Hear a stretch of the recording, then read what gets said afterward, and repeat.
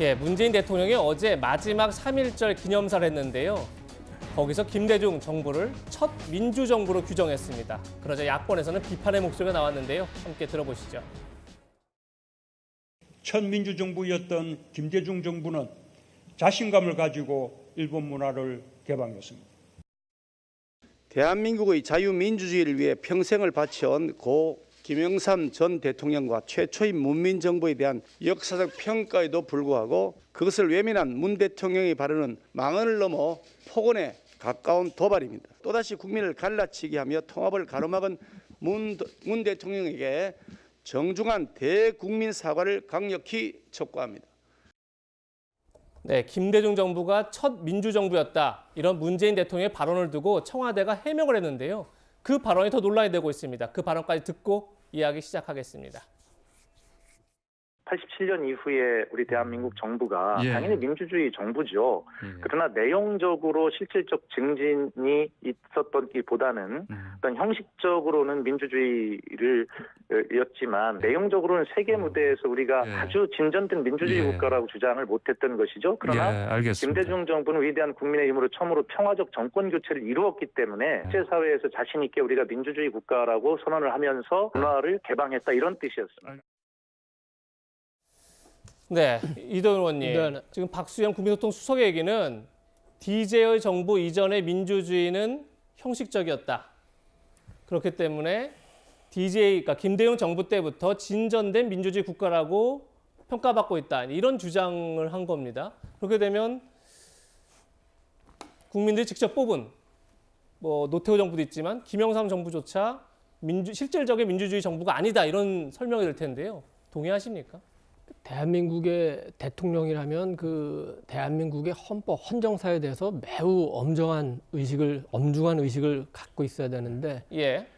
문재인 대통령도 또 그 박수현 수석도 그런 인식을 갖지 못한 것 같아서 대단히 안타깝습니다. 대한민국의 첫 민주정부는 이승만 정부입니다. 당시에 그 조봉암 선생을 비롯해서 보수 진보를 가릴 거 없이 독립운동에 참여했던 국가 지도자들이 모두 모아서 국민의 90%가 넘는 투표를 통해서 첫 민주정부를 수립하고 대한민국 정부를 수립한 거죠. 이후에 대한민국에 12분의 그 대통령이 있었습니다. 그 가운데 예. 박정희, 그다음에 전두환 두 사람은 쿠데타로 집권했습니다. 예. 그건 민주정부가 아닙니다. 예. 그러나 나머지 대통령, 윤보선, 그다음에 최규하, 노태우, 김영삼, 김대중, 노무현, 이명박, 박근혜, 문재인까지 다 국민의 투표로 정통성과 정당성을 갖고 민주정부를 이끈 지도자들입니다. 어떻게 그런 역사적 사실을 외면합니까? 특히 좋습니다. 100번 양보해서 예. 1987년 체제 이유를 말한 걸로 치겠습니다. 실제로는 그렇게 말하지 않았지만 김영삼 그 정부는 들어서서 그 이전까지 사실상 그 군부를 이끌던 하나회를 숙청하고 금융실명제를 실시하고 예. 그다음에 고위공직자 재산을 공개해서 이 땅에 민주주의를 활짝 열었죠. 그런 정부를 일부러 저렇게 무시하고 김대중 정부가 첫 민주정부다. 이거는 역사적 사실과도 맞지 않지만 예. 국민 통합적인 차원에서도 대단히 부적절하다. 우리 문재인 대통령께서 임기 말에 너무 자기만의 세계에 빠져드신 건 아닌지 굉장히 좀 걱정스럽습니다. 네, 이승훈 부의장님, 지금 이동훈 의원께서는 이승만 대통령도 물론 처음에는 1차 때는 간선이었지만 그다음에 직선제로 이제 대통령이 되지 않았습니까? 그럼 당연히 민주주의 정부다라는 주장인데 어떻게 동의하십니까? 일단 김영삼 전 대통령이 좋은 정책을 한 것도 맞다. 예. 그건 당연히 인정하고요. 다만 역사적 평가는 정당 간에도 다를 수 있고 국민 간에도 다를 수 있어요. 굳이 이승만 정부를 민주당의 대통령이 굉장히 민주적인 정부였다고 인정할 필요는 없잖아요. 사고는 다를 수 있다. 예. 평가는 다를 수 있다. 이런 생각이 들고요. 저는 그렇습니다. 김영삼 정부가 굉장히 잘한 것도 많았지만 그 태동 자체가 민정당, 통일민주당, 신민주공화당의 어떤 3당 합당, 3당 야합이라는 비판이 있었어요. 예. 그런 측면에서 문재인 대통령이 첫 민주정부를 김대중 정부라고 지목하지 않았나 싶고요.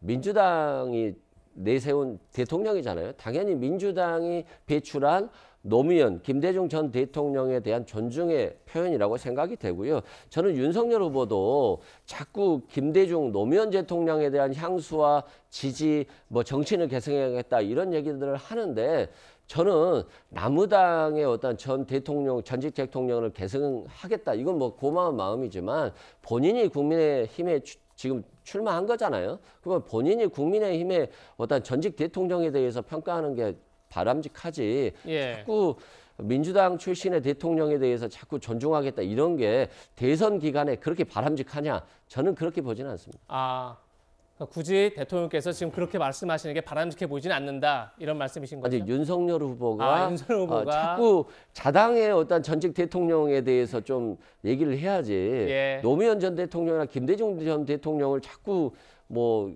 굉장히 알겠습니다. 무슨 애틋한 말씀인지. 표정을 보내는 것들이 예. 대선 기간에 좀 바람직하지 않는가 싶습니다. 근데 다만 대통령은 특정 당파의 지도자는 아니다 뭐 이런 생각도 드는데 서정욱 변호사님 지금 사실 저희가 이제 화면 하나 준비했는데 그러니까 어제 발언도 첫 민주정부는 DJ 정부다 이 발언도 문제지만 사실은 과거에 윤석열 후보가 적폐 수사 얘기를 했을 때도 굉장히 뭐 강력한 분노와 사과를 요구한다 격한 반응을 보였던 것도 사실인데 어떤 선거에 좀 관여한 듯한 모습을 보인다 뭐 이런 지적도 나와요. 어떻게 보십니까? 제가 보기에 명백한 저는 선거 개입으로 봐요.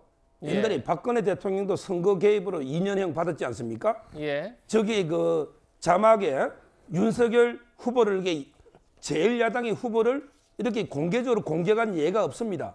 그것도 이게 전대미문이고요. 그다음에 그 동선을 보십시오. 저기 빠져 있지만 호남에 갔을 때 군산 조선소 현대중공업 있잖아요. 이때도 이게 호남에 내려갔지 않습니까? 그다음에 영천에도 하필이면 이게 또 동선이 겹치잖아요. 예. 그러나 이런 식으로 어떤 이게 이재명 후보를 도와주기 위해서 선거에 개입하는 상당히 의혹이 있다. 이런 생각이 들고요. 역사인식도 이게 이재명 후보도 그때 말이 바뀌는데 예. 문재인 대통령도 과거에는 상당히 민주주의라고 김영삼 대통령을 이게 올리는 걸 봤거든요. 그 점에서 저는 이게 너무 이게 그 상황에 따라 말이 바뀌는 게 아닌가 이런 생각이 들어요. 근데 제가 볼 때 이거는 정확히 하셔야 돼요. 예. 선거 개입이라고 명확하게 말씀하시면 안 돼요. 통치행위라고 있는 상황에 대해서 그것을 갖다 예를 들면 선거법 개입이라고 말씀하시는 건 말이 안 되는 거죠. 그럼 대통령은 아무것도 안 하고 있습니까? 그럼 대통령은 움직이지 맙니까? 서울에만 있습니까? 제가 볼 때 그러니까 확정적으로 말씀하시면 안 된다는 말씀을 드리는 거고요. 그다음에 예를 들면 현 정부를 적폐라고 얘기하고 범죄자라고 얘기하면 거기에 방어권이 없습니까? 방어권 행사해야죠. 예. 알겠습니다.